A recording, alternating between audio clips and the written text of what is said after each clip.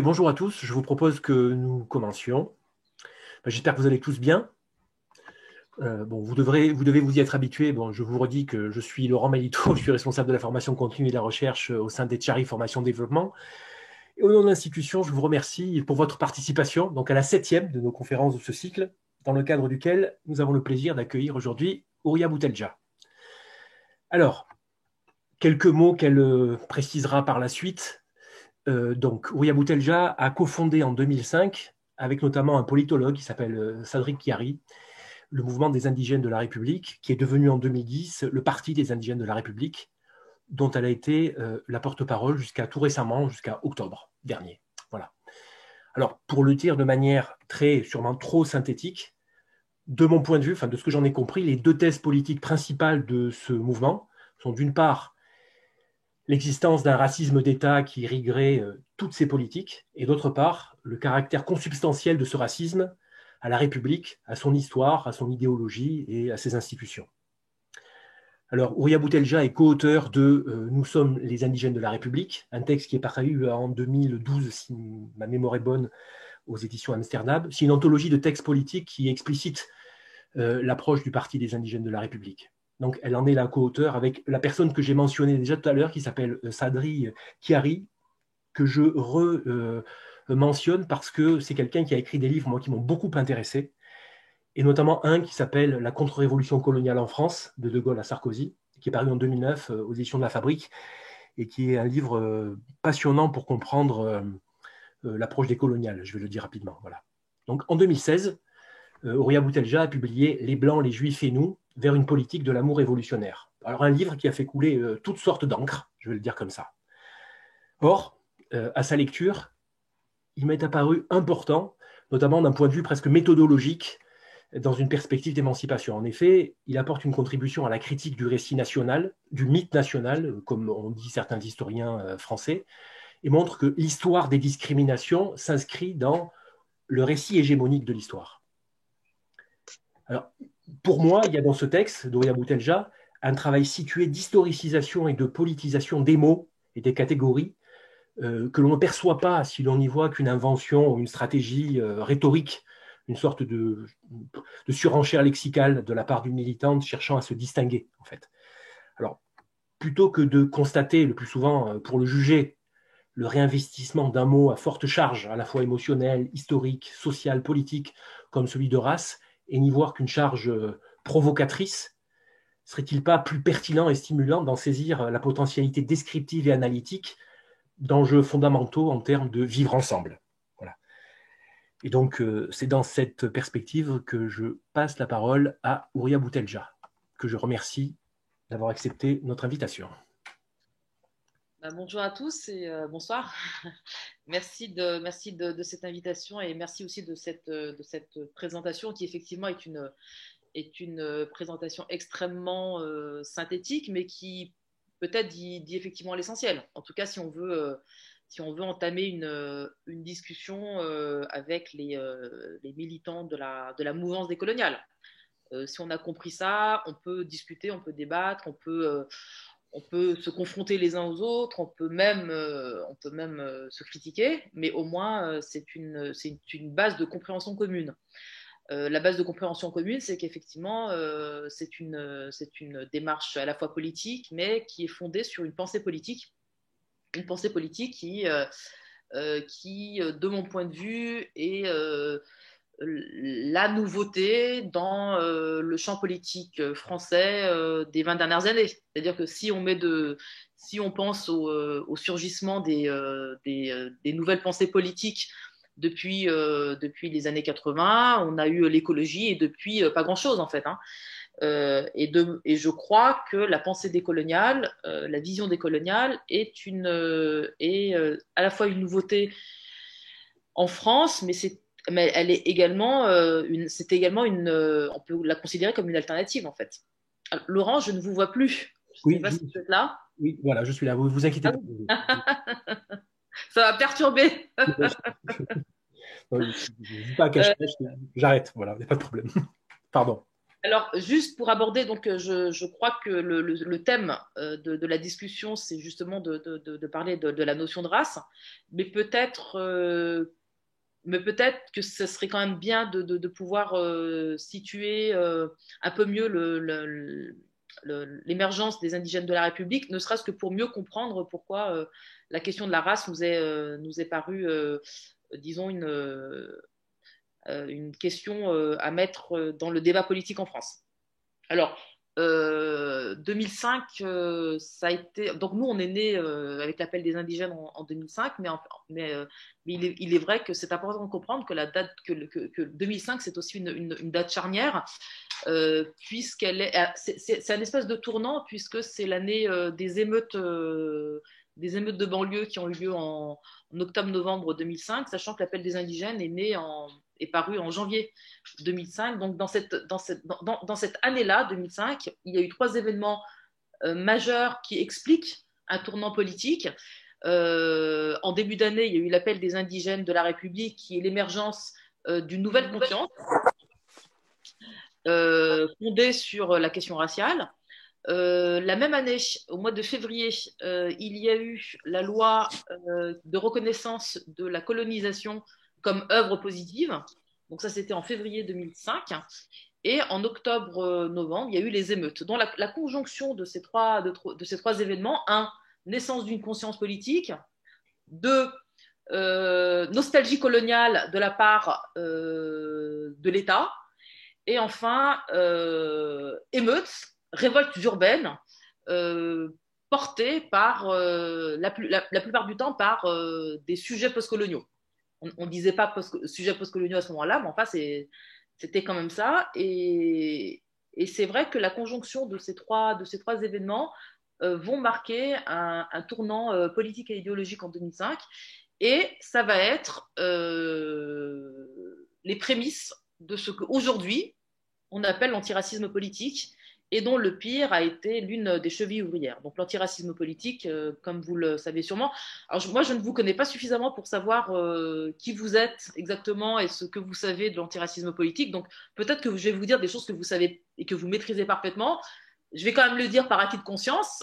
Donc l'antiracisme politique, c'est ce courant, c'est ce mouvement, cette mouvance qui est née donc de cette date de 2005, qui s'est constituée avec des organisations comme le Parti des indigènes de la République, mais également comme la BAN, la Brigade antinégrophobie, le collectif contre l'islamophobie en France, qui vient d'être dissous là, qui vient d'être dissous par le gouvernement. Et UNPA, Urgence Notre Police Assassine, le camp des coloniales, etc., etc. Toutes ces organisations font partie de la mouvance de l'antiracisme politique. Alors, l'antiracisme politique, qu'est-ce que c'est? Et c'est bien de s'y attarder. L'antiracisme politique s'oppose à ce que nous appelons antiracisme moral, qui est l'antiracisme des années 80, l'antiracisme qui est né de la marche pour l'égalité contre le racisme, dont nous revendiquons. Nous nous revendiquons de la marche pour l'égalité contre le racisme de 83. Mais vous le savez certainement, cette marche a été instrumentalisée. Il y a eu une récupération de la marche par le pouvoir socialiste. Et c'est là qu'est né ce que nous appelons et que nous combattons, l'antiracisme moral, à savoir un antiracisme qui prend comme cible l'extrême droite, qui considère que le racisme, en fait, c'est l'extrême droite, et qui considère que le racisme, c'est monsieur et madame Dupont qui sont racistes et qu'il faut éduquer, ou bien, si c'est pas monsieur et madame Dupont, c'est les tenants, les directeurs de boîtes de nuit. Voilà, donc c'est un racisme qui est circonscrit dans le temps et l'espace. C'est celui de l'extrême droite, ou c'est celui de personnes qui seraient égarées et qu'il faudrait éduquer. Donc, monsieur et madame Dupont. L'antiracisme politique qui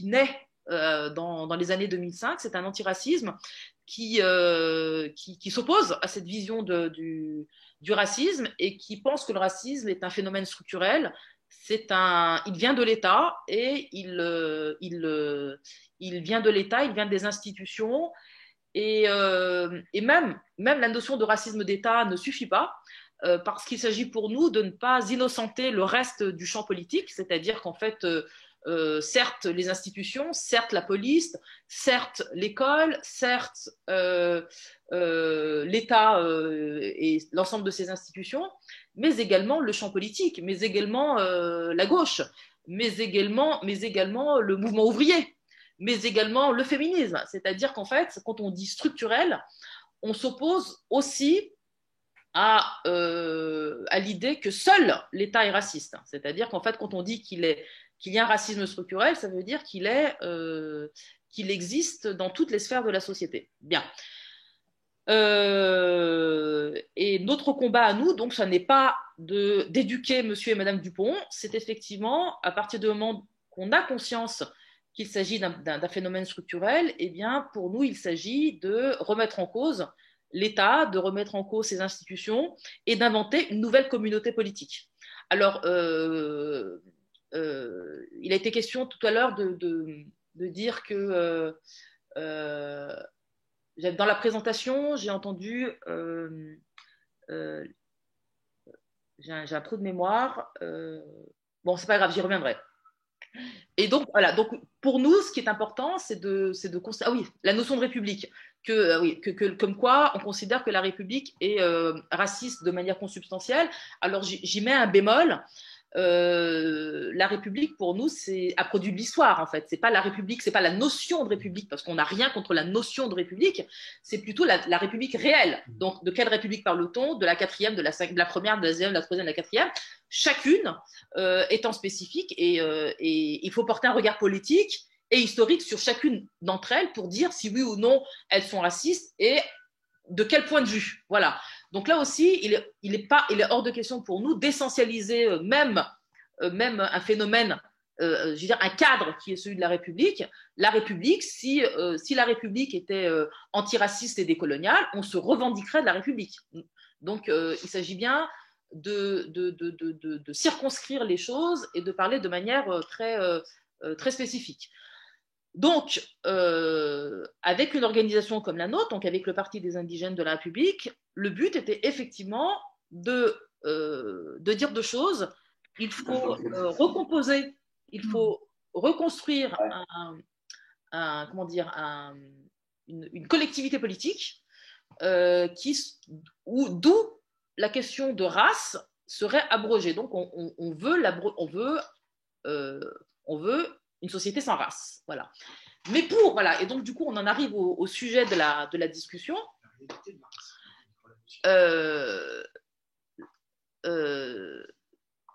Pour combattre la race, le système racial, l'idée qu'il y a une structuration raciale de la société, l'idée qu'il y a une hiérarchie raciale à l'intérieur de la société, mais encore faut-il la reconnaître, encore faut-il la voir, encore faut-il l'admettre. Et c'est là où on est confronté à une multitude de débats, à des polémiques qui n'en finissent pas, et à mon avis de fausses polémiques, puisque si le racisme existe, il y a bien un système qui le fait fonctionner en fait. Et ce n'est pas un gros mot que de dire que la race existe. La race comme phénomène social, la race comme phénomène historique, la race existe. Et c'est ça qui crée le débat, des débats passionnés, des débats souvent malhonnêtes sur la question de la race en France. Et c'est là-dessus donc que je vais essayer de m'attarder un peu pour faire comprendre ce que l'on entend par race. Alors d'abord, lorsque l'on dit qu'un phénomène est historique, quand on dit qu'un phénomène est social, ça veut dire qu'il n'est pas intemporel, ça veut dire qu'il n'a pas toujours existé, ça veut dire qu'il est né à un moment donné de l'histoire. Ça, c'est la première chose et c'est très important. C'est ce qui fait que nous, on se revendique d'une pensée matérialiste. Il s'agit pour nous de comprendre les raisons objectives matérielles qui ont fait naître la notion de race. Alors souvent, ceux qui ne comprennent pas la race comprennent en revanche que la classe existe et que le genre existe.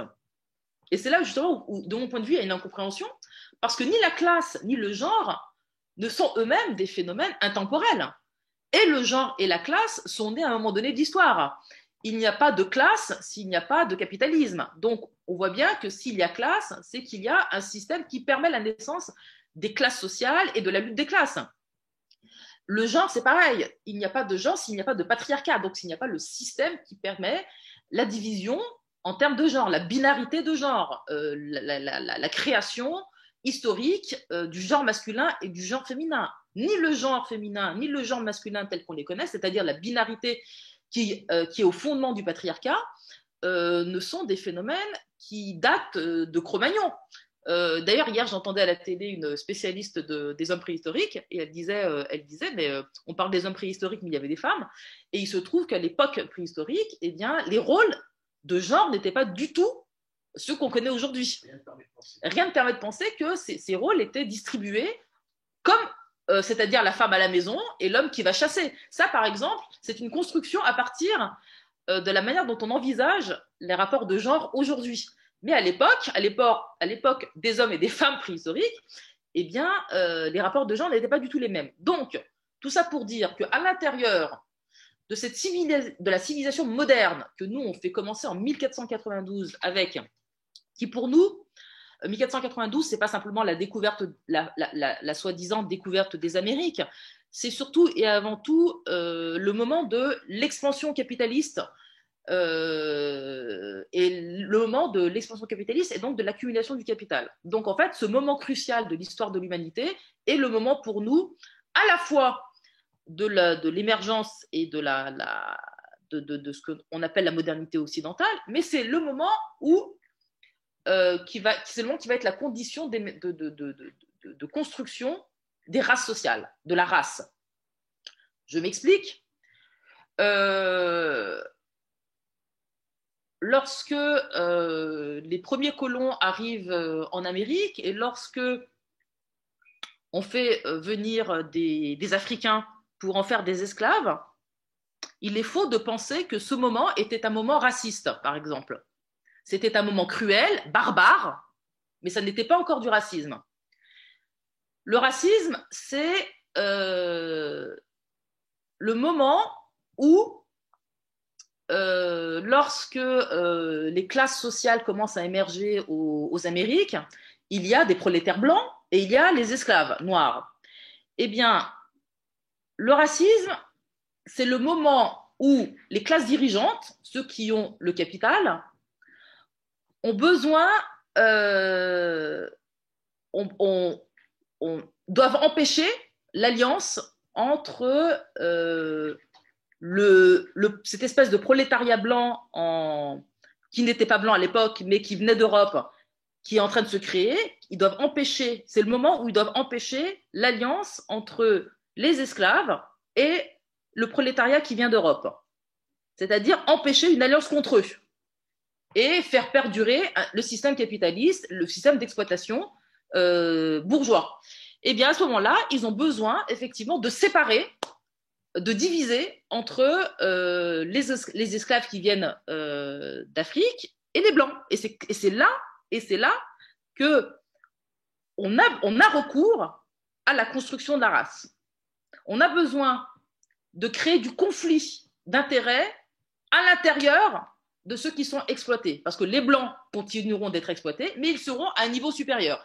Et à partir du moment où ils ont un intérêt divergent de ceux des esclaves qui sont maintenus en dessous d'eux, eh bien, effectivement, ça permet aux classes dirigeantes de maintenir un système hiérarchique et de faire perdurer, disons, l'exploitation. Pour nous, c'est comme ça que se constitue la race. Et c'est comme ça qu'elle commence.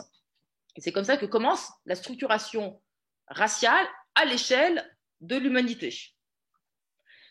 Avec l'accumulation du capital, eh bien, l'Europe va s'enrichir, tout simplement. Elle va s'enrichir, elle va dominer le monde, elle va coloniser, elle va exterminer, elle va coloniser, elle va opprimer, elle va produire des cadres légaux qui vont à la fois créer le code noir, comme elle va aussi créer le code de l'indigénat. Bref, elle va créer une sous-humanité dans les pays qu'elle va coloniser. Et ça, c'est le premier stade, si vous voulez, de la construction de la race. Et puis, dans ce même élan, les États-nations vont s'épanouir. Les États-nations, la France, l'Angleterre, l'Allemagne, qui vont eux-mêmes s'affronter les uns les autres. Le nazisme, on est une des grandes expressions, qui va faire des victimes à l'intérieur des États-nations. Bon, c'est le cas du génocide des Juifs, par exemple, et des Tziganes. On est ici encore dans une perspective raciale. Le génocide des Juifs est un génocide racial, etc., etc., etc. Là, je vais vraiment très, très vite parce que il s'agit d'arriver rapidement à l'époque qu'on est en train de vivre. Et donc jusqu'ici, l'important pour moi, c'est simplement de faire comprendre que la race fait partie du système d'exploitation et qu'il n'est pas question pour moi de l'opposer à la notion de classe, mais de le faire cohabiter avec la notion de classe. Il y a parce que souvent on nous dit non mais en fait la question raciale n'est pas la question raciale n'est pas pertinente puisque nous sommes tous des exploités, nous sommes tous des membres du prolétariat et qu'à ce titre, on doit s'unir. Alors, ça, c'est de la théorie, évidemment. Ça, c'est de la théorie puisque notre expérience d'enfants d'immigrés, ayant eu des parents ouvriers en France, notre expérience sensible nous apprend que la classe ouvrière est largement divisée et qu'il y a à l'intérieur de la classe ouvrière des privilégiés. Il y a ceux qu'on défend en priorité et ceux qui sont discriminés. Eh bien, ça, c'est l'expérience de nos parents ouvriers, immigrés maghrébins, immigrés d'Afrique subsaharienne. Et cette condition, elle s'hérite quasiment de père en fils et de mère en fille, puisque lorsqu'on arrive dans les années 80, eh bien, la jeunesse des quartiers se rend compte qu'elle n'est pas traitée comme le reste de la jeunesse du pays. Par quoi voit-on qu'il y a une différence de traitement? Bon, ça c'est quelque chose que je ne vous apprends pas. C'est d'abord le fait que le sous-prolétariat indigène est relégué dans des ghettos. 1. 2. Il est tout particulièrement ciblé par les violences policières. Voilà. Donc en fait, de par ces deux aspects, la ghettoisation, mais qui dit ghettoisation, dit aussi niveau de salaire plus bas, dit également chômage endémique, dit discrimination en tout genre, et dit également oppression policière. Et donc nous, aujourd'hui, qui sommes héritiers de cette histoire-là, on a dans notre mémoire et dans nos bagages politiques ces luttes, les luttes spécifiques de l'immigration postcoloniale qui ont souvent été des luttes contre l'État policier, en fait, hein, et souvent de manière avant-gardiste. C'est une histoire qu'on porte depuis les années 70-80. Alors, si on l'a fait débuter le 17 octobre, par exemple, avec la répression et le meurtre, l'assassinat de 300 Algériens qui ont été jetés dans la Seine, c'est une expérience avec la police. Papon, c'est une expérience avec la police. Et puis, les rodéos urbains des années 80, c'est une expérience avec la police. Les crimes policiers depuis les années 80, c'est une expérience spécifique avec la police. Je ne parle pas de la prison, je ne parle pas évidemment de tout ce que vous connaissez. Bref, lorsqu'on arrive dans les années 2000, alors là, du coup, je parlais de mon expérience propre, puisque dans les années 80, j'étais encore beaucoup trop jeune, et je n'ai pas évidemment fait partie de cette jeunesse qui est sortie dans les rues dans les années 80, à l'époque de la marche pour l'égalité. En revanche, j'ai connu les années... j'ai été frappée de plein fouet dans les années 2000 par la montée de l'islamophobie. Et là aussi c'est une expérience de la race, c'est une expérience du racisme d'État, c'est une expérience du racisme structurel, puisque en plus du fait que la loi contre les signes religieux, que je considère être une loi raciste et islamophobe, a été impulsée par la droite, elle n'en a pas moins été soutenue par la gauche. Et c'est donc à cette époque-là que, en ce qui me concerne, je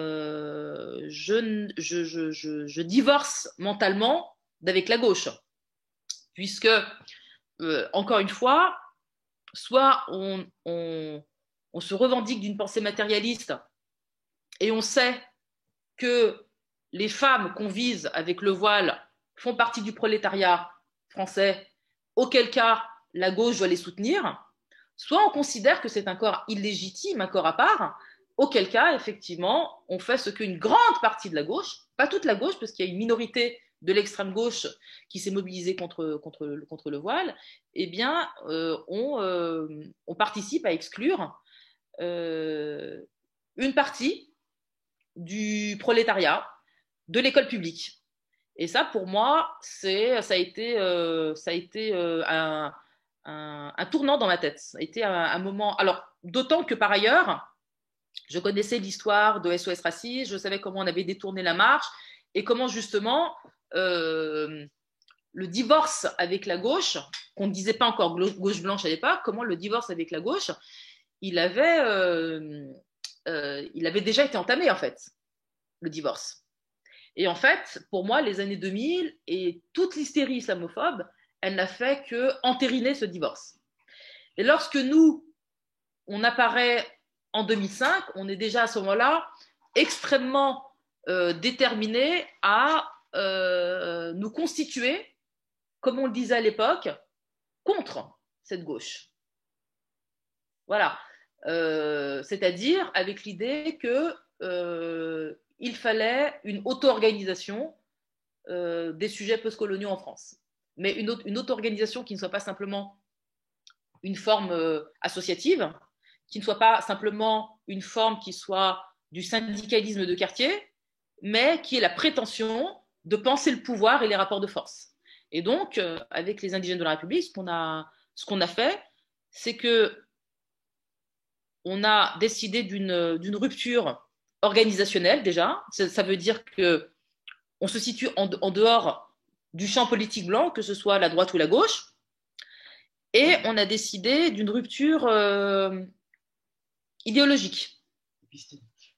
On a décidé de penser la politique et la théorie à travers notre histoire spécifique et à travers notre condition spécifique. Donc à travers une histoire et à travers une condition spécifique en France, qui est celle d'une discrimination structurelle, qui est celle de l'illégitimité, en fait, qui est celle d'être un étranger au bout de la 3e, 4e, 5e génération, c'est-à-dire le constat que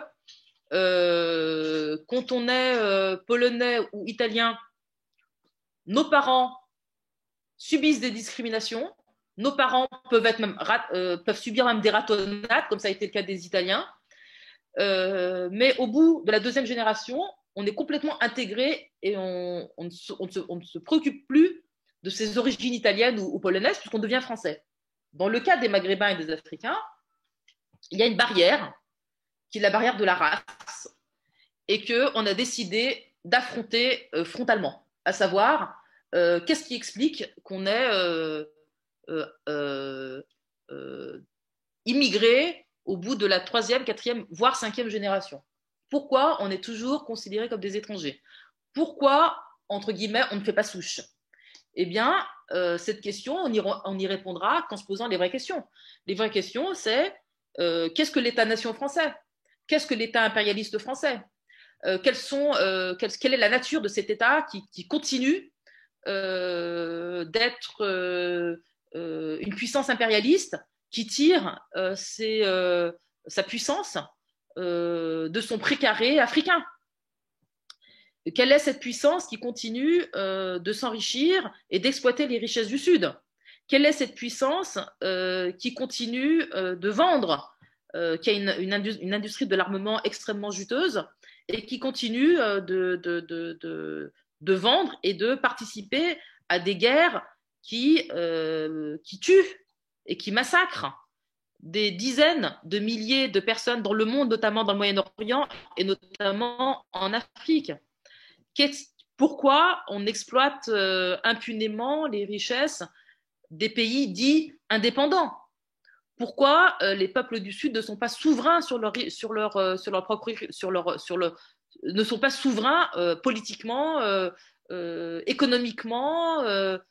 Pourquoi y a-t-il un franc CFA dans les anciennes colonies françaises? Pourquoi n'y a-t-il pas de souveraineté monétaire dans certains pays d'Afrique? Bref, autant de questions qui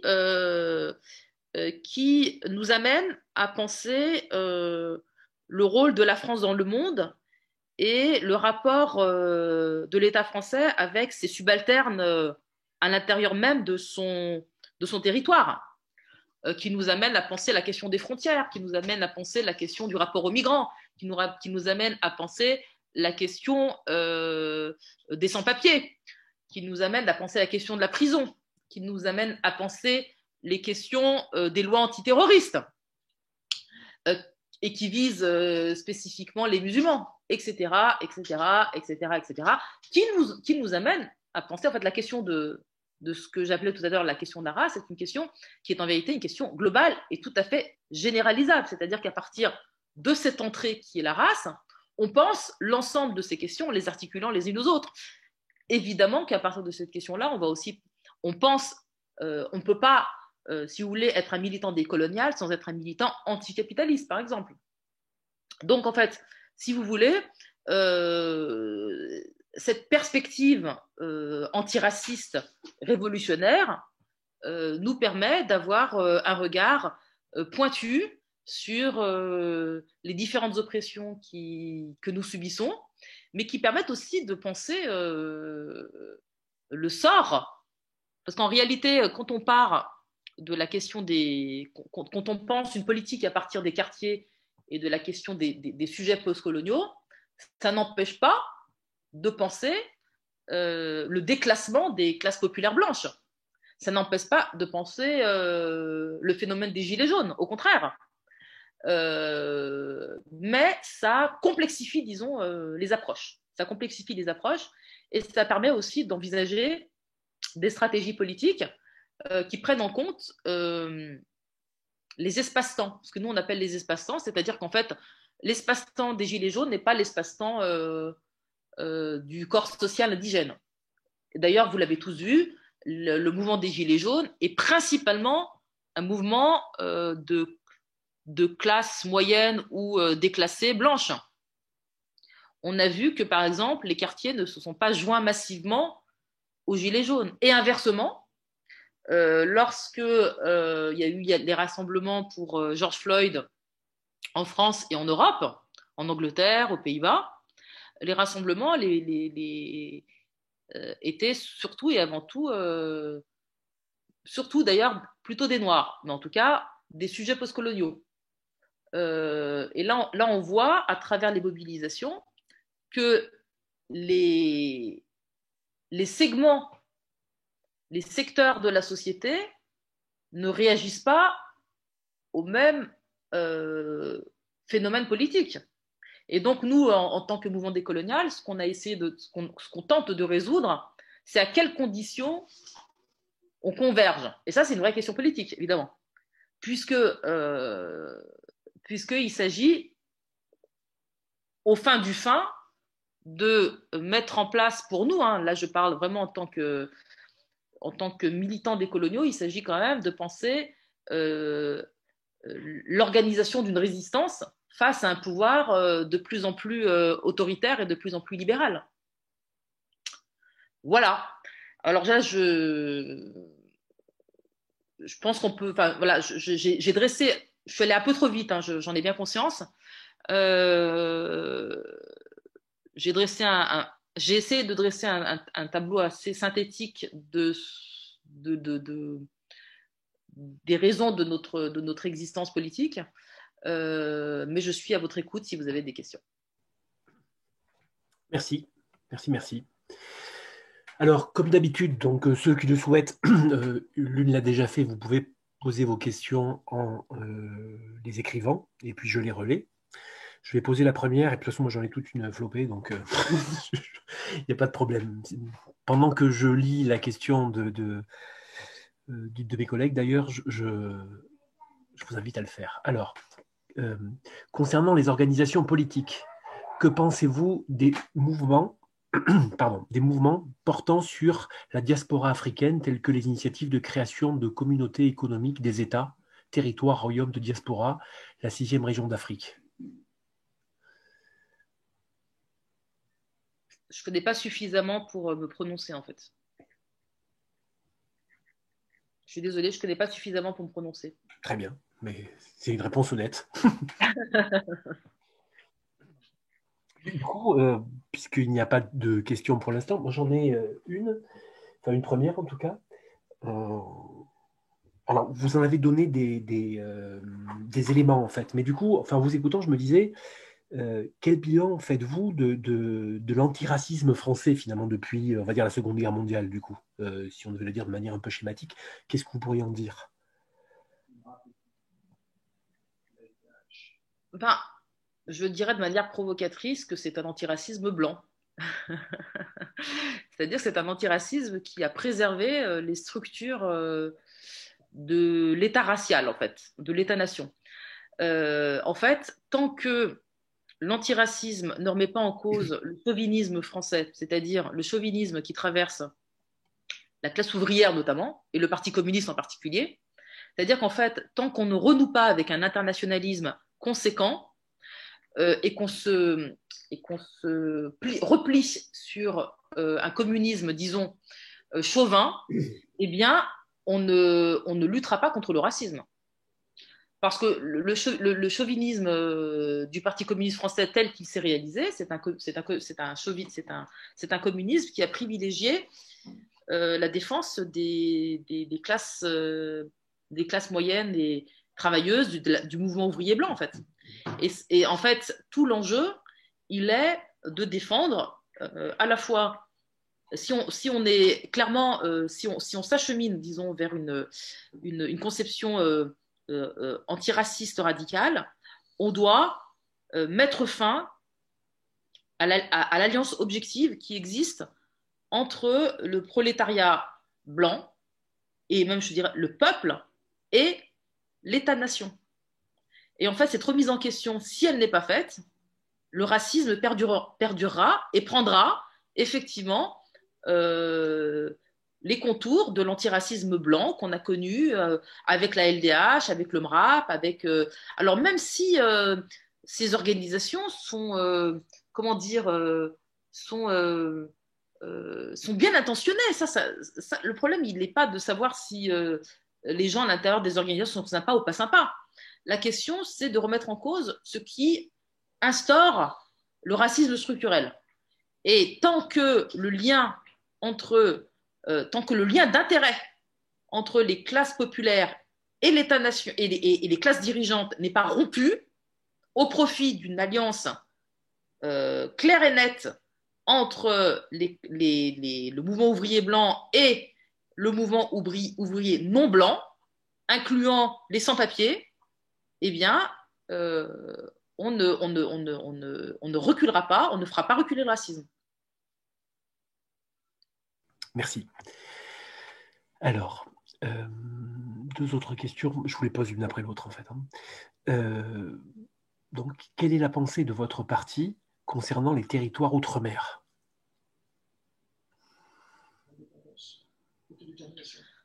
Alors, pour nous, ce sont des colonies.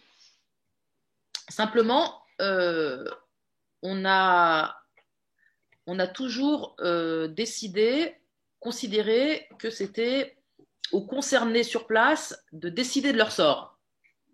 Si vous demandez à moi, je pense qu'il faut leur permettre l'autodétermination.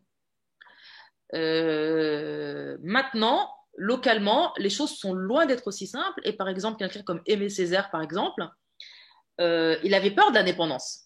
Non pas qu'il n'était pas indépendantiste, mais il en avait peur. Parce qu'en réalité, une indépendance, quand on est aussi vulnérable, on la paye très très cher.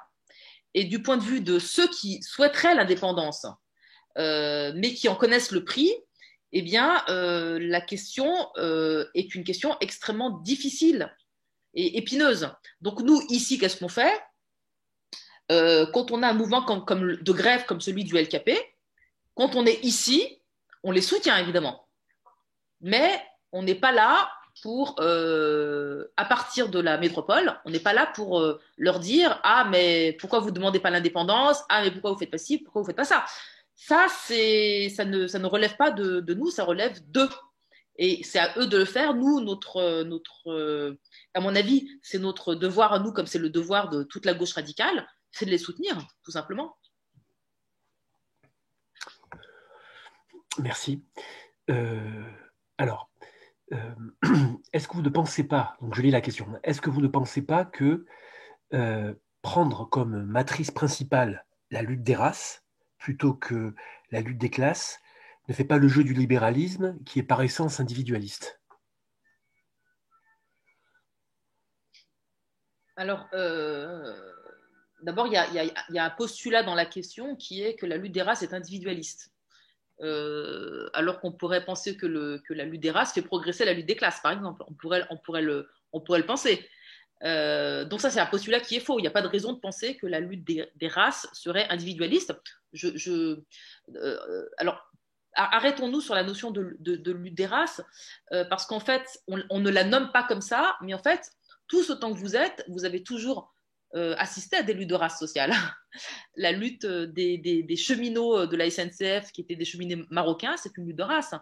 La lutte des quartiers contre les violences policières sont des luttes de race. La lutte contre l'islamophobie, c'est une lutte de race. La lutte des races, c'est pas, on se l'imagine, enfin, dans l'imagination, on dirait que le sang il va gicler, pas du tout. La lutte des races, c'est la lutte concrète contre une institution de l'État qui, normalement, si la lutte des races était menée à bien, eh bien justement, elle détruirait les barrières qui empêchent la convergence. Parce qu'en réalité, en réalité, bien sûr que abstraitement, moi je suis la première à le dire. Moi j'aimerais bien simplement dire organisons-nous autour de la lutte des classes. Mais encore une fois, nous avons historiquement été rejetés de la convergence. Nos intérêts n'ont pas été pris en compte par la gauche existante, que ce soit dans les luttes ouvrières, que ce soit la priorité qu'on donne ou pas à la lutte contre les violences policières, parce qu'aujourd'hui, ça semble être le grand sujet du moment, sauf que la lutte contre les violences policières, elle existe depuis 40 ans, sans que personne ne s'en préoccupe, si ce n'est ceux qui sont directement concernés, avec une frange ultra radicale de la gauche, les anards, les antifas, etc. Mais en réalité, on a pendant très très très très longtemps été marginalisés quand on dénonçait le racisme dans la police. Vous voyez? Donc, pour espérer une lutte des classes, eh bien, il faut considérer que les habitants des quartiers ou les femmes voilées font partie du prolétariat. Mais est-ce qu'on considère qu'ils font partie du prolétariat? Si c'est le cas, toute la gauche aurait dû être mobilisée contre la loi qui a exclu les filles de l'école. Donc, il faut bien comprendre qu'ici, c'est à cause d'un abandon de la gauche qu'on se rétracte autour d'un projet de défense d'intérêt spécifique. Parce que si on ne le fait pas nous, personne ne le fera. Voilà, c'est ça le truc. Donc la question, c'est de savoir comment la gauche, à quelle vitesse la gauche va-t-elle se réformer pour effectivement considérer que les musulmans, par exemple, font partie du prolétariat français. Et là, quand on voit comment le CCIF est dissous quasiment, il n'y a que le NPA, avec, bon alors vraiment après, vraiment quelques organisations, mais vraiment marginales, qui dénoncent la dissolution du CCIF. Le CCIF, en termes d'adhérents, c'est la première organisation antiraciste de France en termes d'adhérents. Et aujourd'hui, l'État a pu la dissoudre. Pourquoi est-ce que l'État peut dissoudre une association aussi facilement? Mais parce qu'elle n'a pas beaucoup de soutien. Pourquoi n'a-t-elle pas beaucoup de soutien? Parce que ce sont des musulmans. Bon, voilà. Donc en fait, on est dans une situation tout à fait paradoxale où là, par exemple, pour répondre à la question qui vient de m'être posée, les musulmans rêvent d'être considérés comme les autres. Le CCIF rêverait de pouvoir dire oui, nous sommes une part du prolétariat. Donc défendez-nous. Mais ça n'est pas le cas. Donc on est bien devant une situation de fait.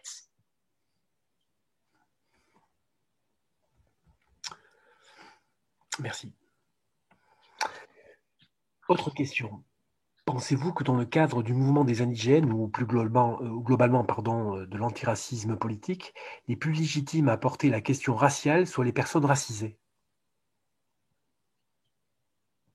Alors, de la même manière que dans le mouvement féministe, il vaut mieux que ce soit des femmes qui portent le combat. alors, cela étant dit, je n'ai pas une vision aussi sectaire des choses. Je pense qu'effectivement, la direction politique d'un mouvement décolonial, il doit être entre les mains de ceux qui vivent le racisme. Mais pour nous, et là je parle vraiment pour nous, dans le cadre des indigènes de la République, on a toujours favorisé le fait, on a toujours été pour que les organisations blanches s'emparent de la question décoloniale et qu'elles deviennent et qu'elles fassent partie de l'antiracisme politique. Pour nous, ce n'est pas du tout un problème. Au contraire, pour nous, plus vite les organisations de gauche comprendront la priorité de la lutte décoloniale, mieux ce sera. Donc en fait, pour moi, la gauche blanche est tout à fait légitime à porter les luttes de l'antiracisme politique. Là, je parle, mais simplement, nous, ce qui nous importe, c'est de distinguer les espaces. Nos organisations sont dirigées par nous-mêmes en toute autonomie. On converge et on travaille avec toutes les forces qui veulent bien contre les violences policières, je donne cet exemple-là, contre les violences policières, et plus il y aura des franges de la gauche qui feront la promotion de l'antiracisme à l'intérieur de leurs organisations pour les faire évoluer vers des positions plus décoloniales, et mieux ce sera. Donc nous, au contraire, on encourage, les organisations à s'emparer de ces questions. Pour nous, ce n'est pas du tout un problème, à condition qu'il y ait un respect de l'autonomie. Merci. Autre question concernant l'éducation nationale. Croyez-vous à l'avènement d'une éducation interculturelle au sein de l'éducation nationale? La question, ce n'est pas tellement d'y croire. La question, c'est de mettre en place, c'est de créer les rapports de force pour y arriver. C'est-à-dire qu'en fait, ça ne se fera pas par le Saint-Esprit. Y croire dans l'absolu, c'est possible, ça peut arriver, à condition que les forces sociales et politiques en faveur de cette idée deviennent hégémoniques. Et c'est ça qu'il faut souhaiter, c'est-à-dire gagner l'hégémonie politique au sens de Gramsci. L'hégémonie culturelle, oui. C'est possible à condition de s'en donner les moyens. Et c'est une question de rapport de force. Donc, je regarde, il n'y a plus de questions. Donc, du coup, je vais poser les miennes. Alors, je vais poser une question qui est faussement naïve, en fait. Mais du coup, vous voyez, en fait, je vous écoute, là. Je vous lis, vous, et puis les gens avec qui vous avez écrit. Ça revient à quelque chose que je vous disais tout à l'heure, au moment où personne n'était encore là.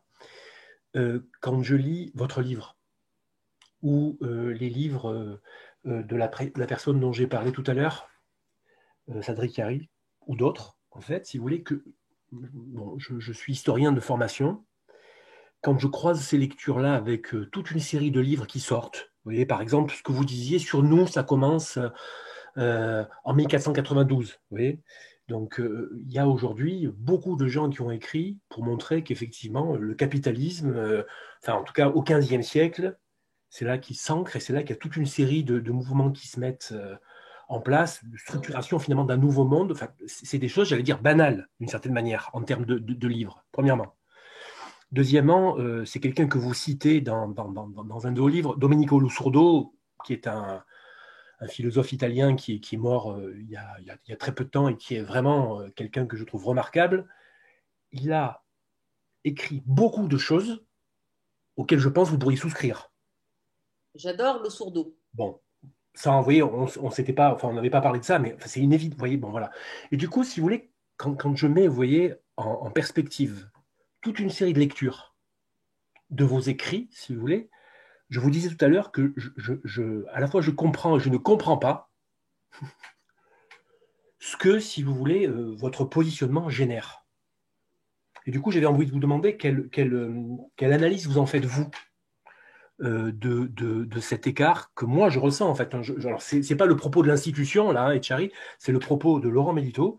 Je veux dire, il y a un écart important, si vous voulez, que j'ai du mal à... enfin, comment dire, j'ai du mal à analyser, disons ça comme ça. Et je me demandais quel était votre avis à ce sujet-là.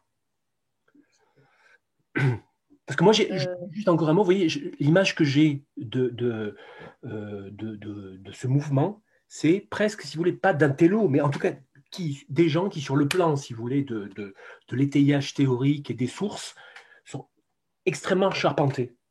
Et en même temps, avec des ancrages qui ne sont pas, si vous voulez, lunaires, qui sont des ancrages bien particuliers, mais avec des auteurs qui sont extrêmement réputés. Et du coup, cet écart, si vous voulez, j'ai du mal à me l'expliquer, pardon. Je vous ai coupé. L'écart entre ce que nous on écrit et La compréhension que les gens en ont. la compréhension qu'ont les gens, l'hystérie qui est autour de nous. Oui.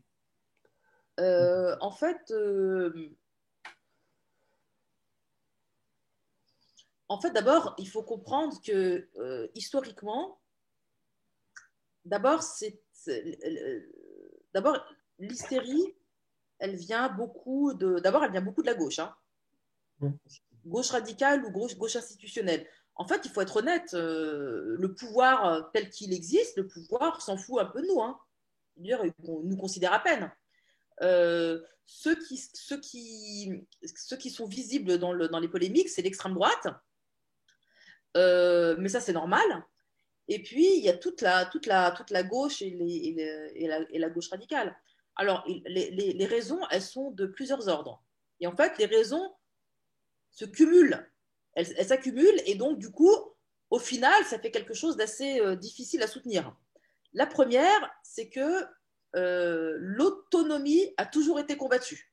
C'est-à-dire qu'en fait, le fait de n'appartenir à aucune organisation de gauche, de n'être dans le giron ni du Parti communiste, ni de l'AFI, ni du NPA, ni des trotskistes, ni de personne, eh bien, c'est-à-dire une totale indépendance, c'est quelque chose d'insupportable.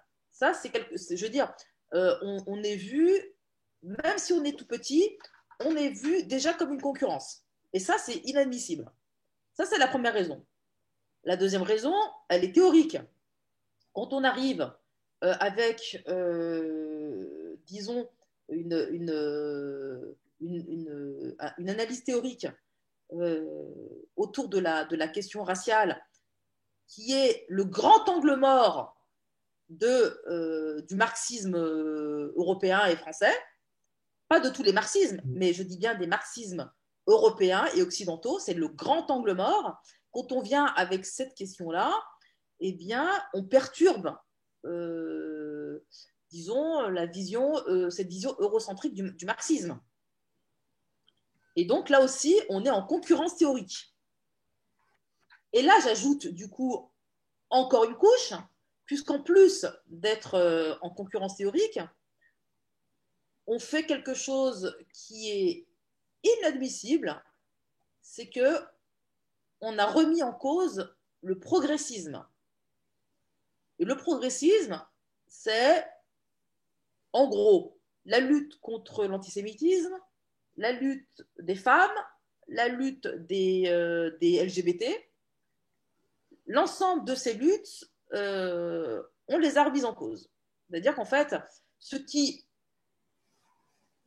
constitue une espèce de fierté blanche de gauche, c'est-à-dire le progressisme, ce sont des belles idées. Eh bien, nous, on les a remises en cause. On n'a pas hésité. Elles ont beau être considérées comme de belles idées. Nous, on a dit, ouais, bof, pas tant que ça. C'est-à-dire que votre lutte contre l'antisémitisme cache un philosémitisme d'État. Ça, c'est insupportable, parce que qu'est-ce que ça peut signifier? Qu'est-ce qu'on est en train de dire finalement à la gauche? On est en train de dire qu'elle n'a pas résolu fondamentalement son problème avec les Juifs. C'est ça qu'on est en train de dire. On est en train de dire que vous ne savez pas lutter contre l'antisémitisme parce que derrière un anti-antisémitisme de façade, il y a du philosémitisme. Et le philosémitisme est une forme d'antisémitisme. Ça, c'est une énorme provocation. Donc ça, déjà, ils ne veulent pas l'entendre. La question du féminisme, là, c'est pareil. En dehors de la critique qui a été faite par de nombreuses féministes noires aux États-Unis, en Amérique latine, qu'il existe un féminisme blanc, nous, on est même allé plus loin. Nous, on a dit, c'est pas que c'est presque une redondance, c'est une tautologie de dire que le féminisme est blanc, puisque effectivement, le phénomène du féminisme est un phénomène blanc en tant que tel. C'est-à-dire qu'il est né à l'intérieur des démocraties libérales. Et que ce n'est pas parce qu'il s'est exporté parce que sur les ailes de l'impérialisme qu'il est naturellement dans les pays qui ont été colonisés. En fait, il est naturellement dans les pays d'où il est né, c'est-à-dire les démocraties libérales. Là, oui, le féminisme est authentique. Mais le reste, c'est une exportation. Et de ce point de vue-là, nous, militants décoloniaux, on ne se prosterne pas devant le féminisme. Ça ne veut pas dire qu'on ignore le caractère patriarcal des sociétés du Maghreb, ou africaines, ou moyen-orientales, ou asiatiques. C'est pas ça la question. La question pour nous est de d'abord comprendre qu'il y a un hétérosexisme qui s'est instauré avec le colonialisme dans une grande partie de l'Afrique, alors que dans de nombreuses régions d'Afrique, par exemple, les conflits de genre n'existaient pas. Il y avait des régions d'Afrique où le patriarcat n'existait pas. Il y avait, en 1492, avant l'arrivée des colons, il y avait que l'homosexualité était monnaie courante et tout le monde s'en foutait. C'est-à-dire que l'hétérosexisme, tel que nous on le connaît en société chrétienne, n'existait pas. Il a été imposé dans le reste du globe comme forme de gestion des rapports de genre qui sont sous-tendus par l'instauration du capitalisme. Eh bien, avant d'aller critiquer le sexisme des pays du Sud, il est quand même important de rappeler que ce sexisme-là, ce patriarcat-là, cette homophobie-là nouvelle, ont d'abord été des productions coloniales. C'est ça. On a besoin d'abord de dire ça, avant ensuite, effectivement, de constater que nos sociétés d'origine sont devenues extrêmement rigides du point de vue des rapports de genre ou des rapports de sexualité. Mais ça a été, je peux revenir là-dessus, hein, parce que c'est des choses que j'ai beaucoup, sur lesquelles je me suis beaucoup étendue, mais enfin, ce qu'il faut comprendre, c'est qu'il y a eu une transformation, un bouleversement des sociétés d'origine qui sont devenues à l'image des sociétés occidentales. C'est-à-dire qu'en fait, ce qu'on croit être au Maghreb et qui est une réalité, un patriarcat extrêmement rigide, eh bien, c'est une nouveauté, contrairement à ce qu'on croit. Parce que lorsque les colons sont arrivés au Maghreb, ils ont trouvé, au contraire, qu'il y avait une espèce de laxisme sexuel. Au contraire, ils avaient l'impression d'arriver dans des pays où c'était un peu la fête du slip, quoi.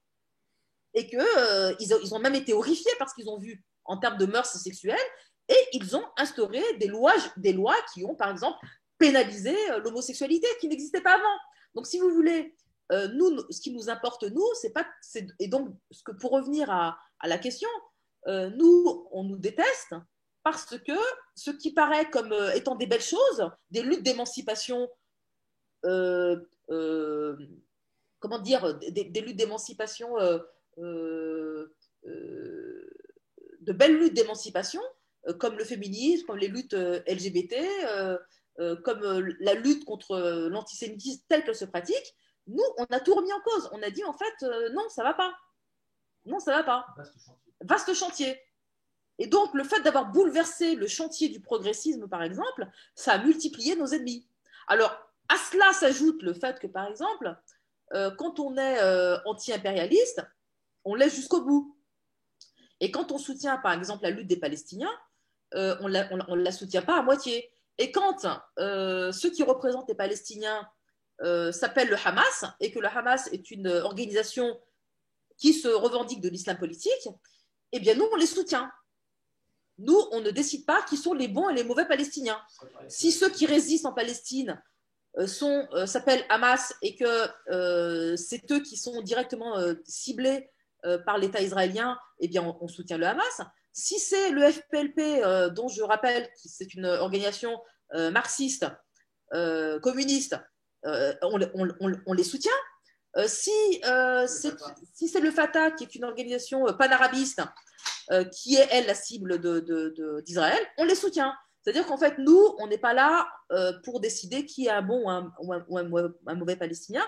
Exactement comme je l'ai dit tout à l'heure pour les Antillais, on défend les résistants, tels que les Palestiniens ou les gens du cru le décident.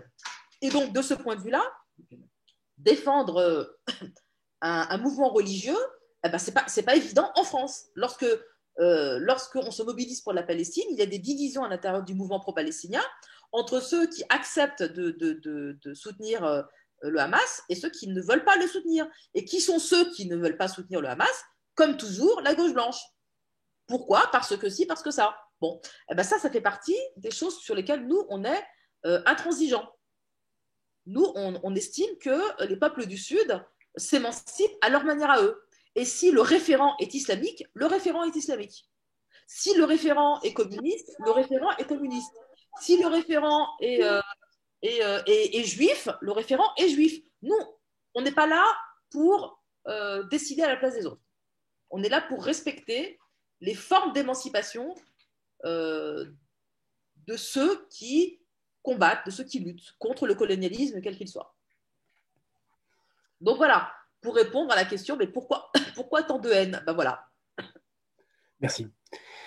Alors, une question alors, qui est à plusieurs étages. Donc, je la lis, in extenso. Je vais peut-être dire une bêtise, mais il me semble que vous avez pu évoquer dans une conférence que l'athéisme du prolétariat blanc en France était la perte d'une forme de repère, de résistance presque vis-à-vis de la caste dirigeante. Pensez-vous donc que l'islam, les croyances des dernières générations d'immigrés donc sont une forme de résistance, premièrement? Et deuxièmement, que pensez-vous du modèle communautariste anglo-saxon comparé au modèle républicain issu de la Révolution française et qui s'est certainement perdu au fil des décennies? Alors, c'est une très bonne question. Alors oui, j'ai dit ça. J'ai dit effectivement que il a, du coup, la République française est censée être neutre. La laïcité, c'est la neutralité de l'État. Mais force est de constater qu'en fait, on n'a pas tellement un État laïque, mais on a plutôt un État athée, en fait. Hein. Et que pour moi, l'athéisme est une croyance comme une autre. Elle est tout à fait respectable. Il faut défendre l'athéisme. On a vraiment, d'un point de vue décolonial, on n'a aucun problème avec ça. Mais simplement, il faut faire la différence entre un État neutre et un État athée. Un État neutre, ok. Un État athée, c'est autre chose. Et effectivement, on a le sentiment que l'athéisme, c'est l'idéologie des classes dirigeantes, en fait, hein, des élites. Et que, d'une certaine manière, on a privé les classes populaires blanches et chrétiennes d'un espèce de substrat culturel et identitaire.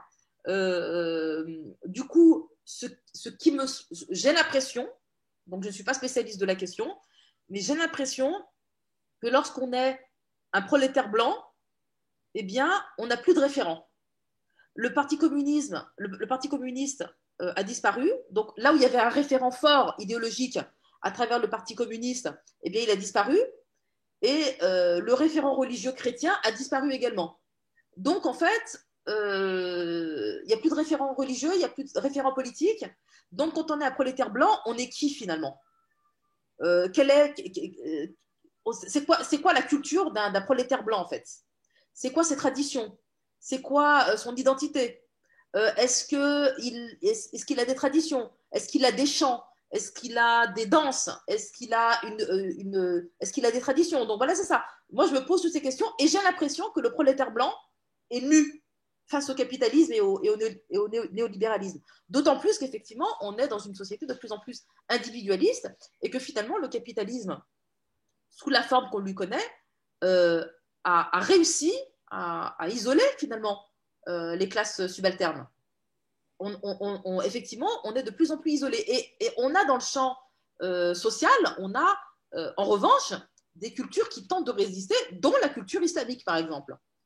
Et moi, je pense, d'abord, première chose, je ne pense pas que l'islam, tout comme le christianisme, tout comme le judaïsme, tout comme l'animisme, tout comme n'importe quelle religion, je ne pense pas que ces religions soient en soi émancipatrices. Tout dépend du contexte. On est d'accord. Tout dépend de qui. Tout dépend en fait du contexte. Je vais avoir du mal à vous dire que l'islam de l'Arabie Saoudite est émancipateur. Je vais avoir beaucoup de mal à vous le dire. En revanche, je peux vous dire que l'islam des quartiers est au moins, au minima, un islam de protection communautaire. Et à minima, un islam des formes, enfin, permet des formes sociales qui empêchent, qui est une espèce de filet de sécurité qui empêche les individus, en fait, qui protège les individus, justement. Je dis que c'est un filet de protection. Il peut être plus que ça. Il peut même être une forme de résistance au rouleau compresseur de l'individualisme capitaliste. Ça peut être ça. Ça n'est pas tout le temps, mais ça peut l'être également. Donc là, et je pense qu'effectivement, l'islam, comme le christianisme, je ne sais pas si vous connaissez la théologie de la libération en Amérique latine, mais la théologie de la libération chrétienne, ça a été une théologie au service des classes populaires en Amérique latine. Donc là encore une fois, ça dépend. Ça dépend. Je veux dire, c'est aussi au nom du christianisme qu'on a génocidé les Indiens dits d'Amérique. Non, ça dépend.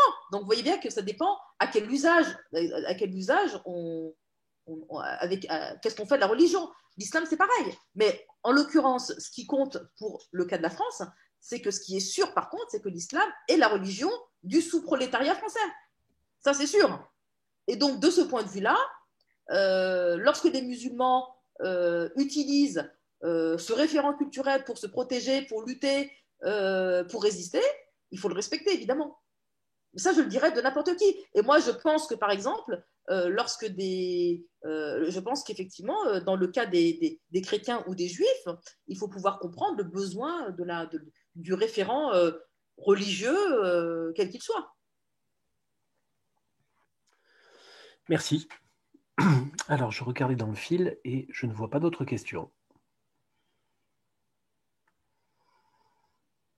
Donc, si vous en avez encore des questions, je vous laisse 1 minute pour les poser et sinon, on clôturera la séance. Voilà. Alors, je suis désolé, je vous montre mon crâne, mais en fait, c'est pour lire mes yeux qui biglent. Alors, une question. Non.